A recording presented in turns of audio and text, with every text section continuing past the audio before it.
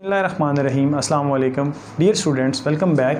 And today I am going to teach you importance of water, chapter number 2 and lecture number 3. Dear students, water जो है वो life के लिए बहुत ज़्यादा इम्पॉर्टेंट है क्योंकि लाइफ की सारी एक्टिविटीज़ जो होती हैं वो वाटर बेस्ड होती हैं. सो हम कहते हैं कि वाटर जो है it's a medium for life.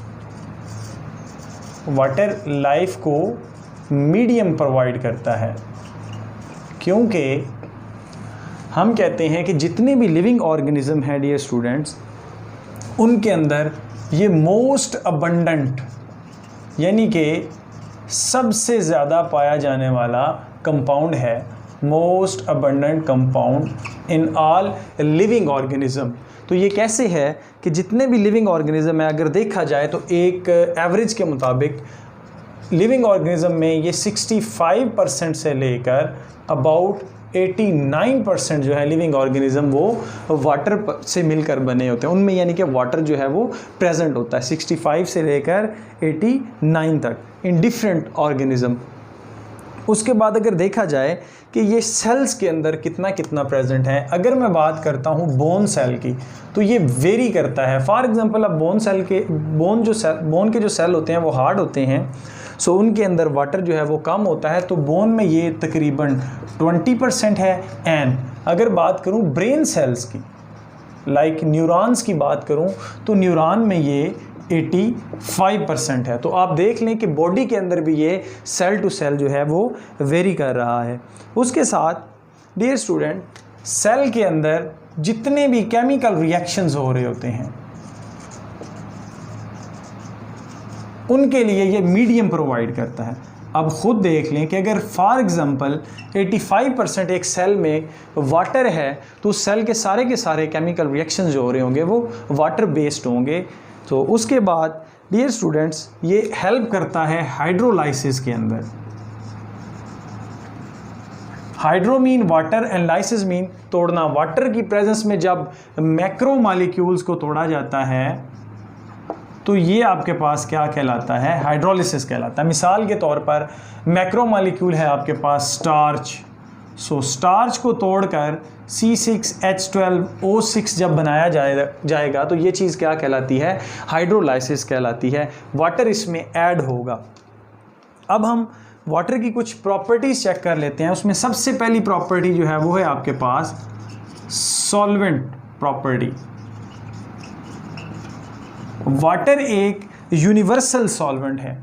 हमने इसको नाम दिया है कि ये एक यूनिवर्सल सॉल्वेंट है. आप कह सकते हैं कि ये तकरीबन हर चीज़ को अपने अंदर क्या कर लेगा, डिज़ोल्व कर लेगा. तो डियर स्टूडेंट्स, मोस्टली ये चूँकि पोलर कंपाउंड है वाटर पोलर कैसे है देखते हैं. ये ऑक्सीजन है, ये इसके साथ कोवलेंटली बॉन्डेड हाइड्रोजन है, इस पर पार्शियल पॉजिटिव चार्ज है, इस पर भी पार्शियल पॉजिटिव चार्ज है. क्यों, हाइड्रोजन की इलेक्ट्रोनेगेटिविटी कम होती है तो इस पर पार्शियल नेगेटिव चार्ज होता है. एज वेल एज इसके पास दो लोन पेयर होते हैं जिसकी वजह से एक तरफ नेगेटिव और एक तरफ पॉजिटिव पोल बन जाते हैं. तो पोल बनने की वजह से हम इसको बोलते हैं पोलर कंपाउंड. तो ये polar compound like ionic compound जो होंगे मसलन NaCl हैं, उनको ये अपने अंदर क्या कर लेता है, डिज़ोल्व कर लेता है. कैसे डिज़ोल्व करेगा, सपोज़ हमने NaCl को वाटर के अंदर डाला तो ये डिसएसोसिएट हो जाएगा पॉजिटिव प्लस क्लोरीन नेगेटिव के अंदर. इसी तरह से कुछ ऐसे कंपाउंड हैं जो नॉन आयोनिक हैं, लाइक HCl है, आयोनिक नहीं होता. नॉन आयोनिक कंपाउंड वो भी क्या हो जाते हैं, डिस्पर्स कर जाते हैं. वो कैसे है, फॉर एग्जांपल HCl लेता हूँ, HCl को वाटर के अंदर डाला, H पॉजिटिव हो गया प्लस Cl नेगेटिव हो गया. तो ये एक आपके पास नॉन आयोनिक है. एज वेल एज आप इसके अंदर एग्जांपल दे सकते हैं ग्लूकोज की, वो भी नॉन आयोनिक है बट याद रखें पोलर हैं ये. सो ये पोलर चीज़ों को डिज़ोल्व कर लेगा. इसी तरह अगर हम बात करते हैं नॉन पोलर चीज़ों की, ऐसी चीज़ें जो नॉन पोलर हैं,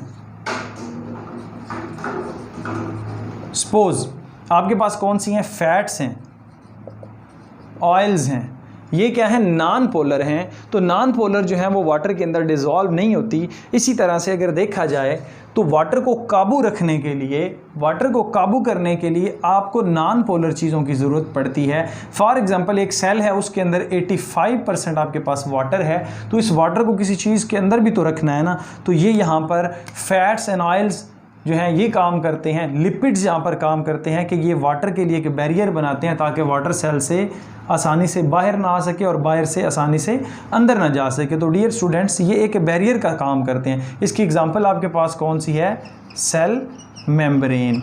तो सेल मेम्ब्रेन के अंदर चूँकि लिपिड्स होते हैं तो वो वाटर को बाहर नहीं आने देता। तो आप कह सकते हैं कि सेल की जो मेंटेनेंस है, उसकी शेप की मेंटेनेंस है, ये मोस्टली कौन से कर रहे होते हैं, नॉन पोलर सब्सटेंसेस कर रहे होते हैं, लाइक लिपिड्स आपके पास।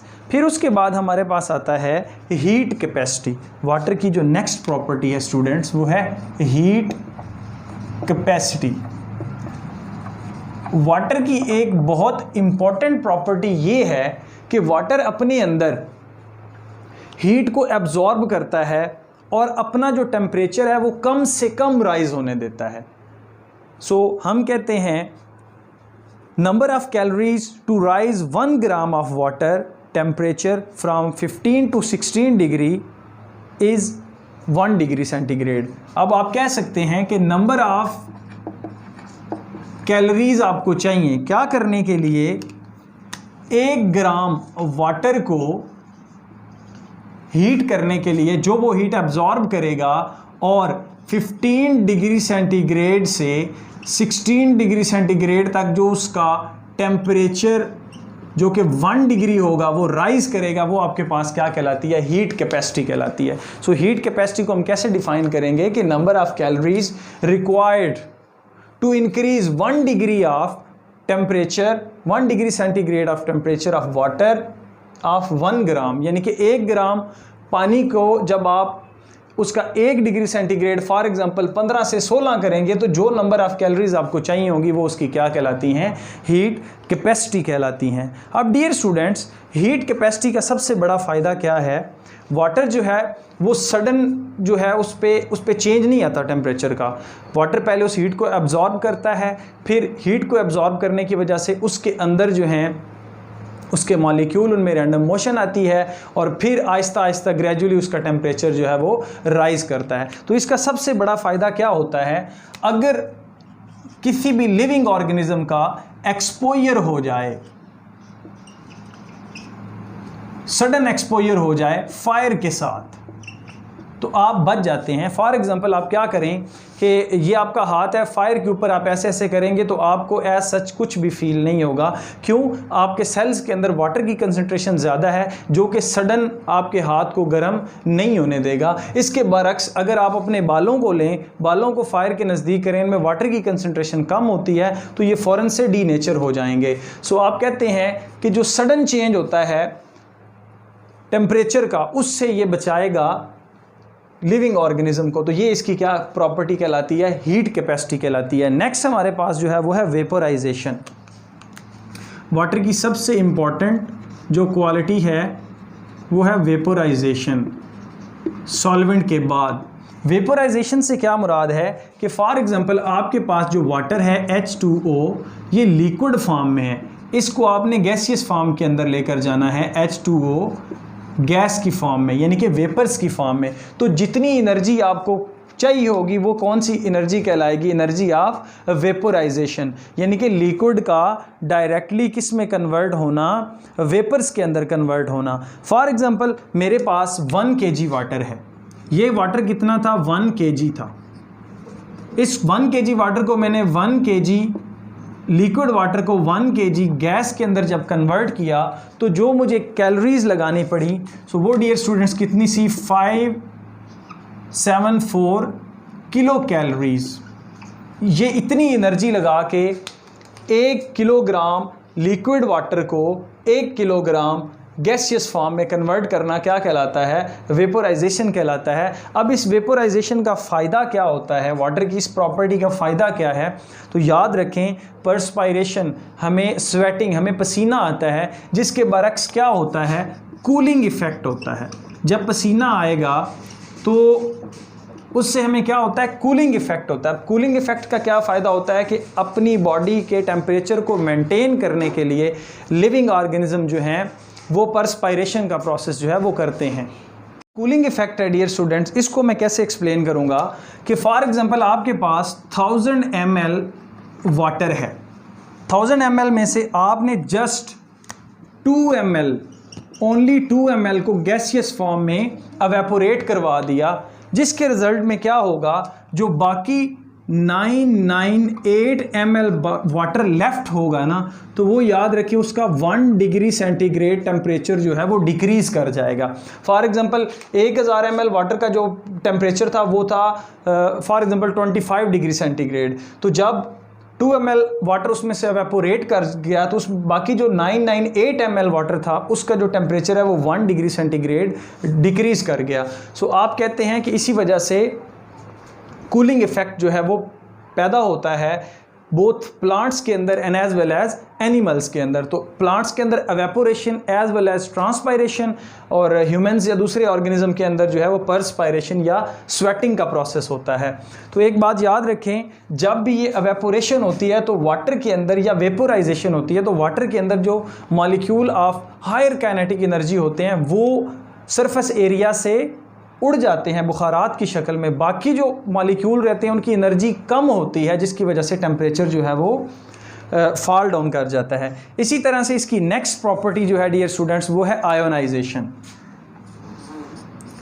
आयोनाइजेशन जो है वो क्या है, आयन का मतलब होता है एनी स्पीशी कंटेनिंग पॉजिटिव और नेगेटिव चार्ज, जेशन का मतलब है बनना।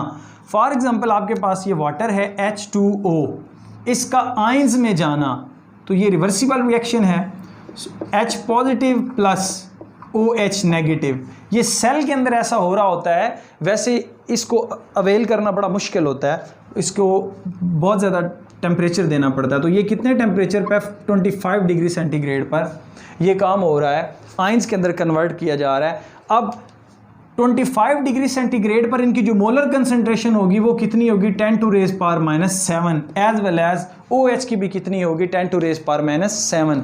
ऐसा क्यों किया जाता है, क्योंकि सेल के अंदर बहुत सारे केमिकल रिएक्शंस हो रहे होते हैं। उन केमिकल रिएक्शंस में कभी हाइड्रोजन पॉजिटिव की ज़रूरत होती है और इसके साथ साथ कभी OH की ज़रूरत होती है। तो हम कहते हैं कि water is an amphoteric compound, कि ये बहुत एसिडिक और बेसिक स्पीशीज़ के तौर पर रिएक्ट करता है। हम दूसरे लफ्ज़ों में इसको बफर भी कह सकते हैं, क्योंकि ये मेंटेन करता है pH को सेल के अंदर। तो जहाँ पर H पॉजिटिव की ज़रूरत होगी वहाँ पे H पॉजिटिव को डोनेट कर देगा, जहाँ पर OH नेगेटिव की ज़रूरत होगी वहाँ पर OH नेगेटिव को डोनेट कर दिया जाता है। उसके बाद डियर स्टूडेंट्स हमारे पास लास्ट पे आता है प्रोटेक्शन।